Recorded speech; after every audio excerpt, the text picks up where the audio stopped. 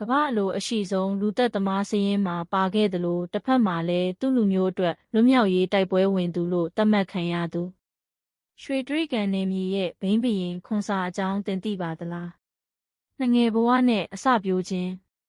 ခွန်စာကို1933ခုနှစ်ရှမ်းပြည်နယ်လွယ်မော်ကျေးရွာမှာမွေးဖွားခဲ့ပါတယ်သူ့ရဲ့ငယ်နာမည်ကတော့ကျန်းရှိဘူးဖြစ်ပြီးတရုတ်ရှမ်းကပြားတဦးပါသူဟာငယ်စဉ်ကတည်းကစစ်ပွဲတွေကြားမှာကြီးပြင်းခဲ့ရပြီးကိုယ်ပိုင်ကာကွယ်ရေးတပ်တွေကိုစတင်ဖွဲ့စည်းခဲ့ပါတယ်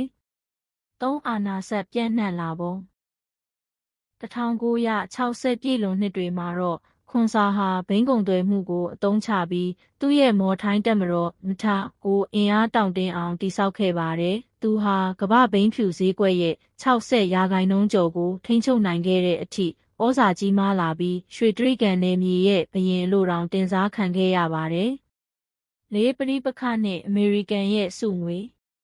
သူ့ရဲ့ဘိန်းဖြူတွေဟာအမေရိကန်လမ်းမတွေပေါ်အထိရောက်ရှိလာတဲ့အတွက်အမေရိကန်အစိုးရကသူ့ကိုဖမ်းဆီးဖို့စုငွေဒေါ်လာ2 သန်းအထိထုတ်ပြန်ခဲ့ပါတယ်။ဒါပေမဲ့ခွန်စာကတော့ငါဟာငါလူမျိုးတွေအတွက်ဘိန်းကိုရောင်းပြီးလက်နက်ဝယ်တာပဲလို့ရဲရဲဝံ့ဝံ့တုံ့ပြန်ခဲ့ပါတယ်။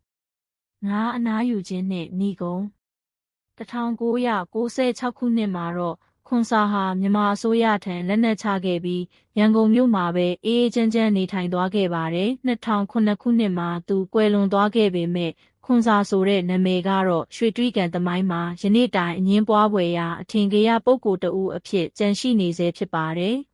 ။သမိုင်းဝင်ပုဂ္ဂိုလ်တွေအကြောင်းဒီထက်ပိုပြီးသိချင်သေးရင်တော့ကျွန်တော်ရဲ့ channel ကို follow လုပ်ထားဖို့မမေ့ပါနဲ့ဦးခင်ဗျာ။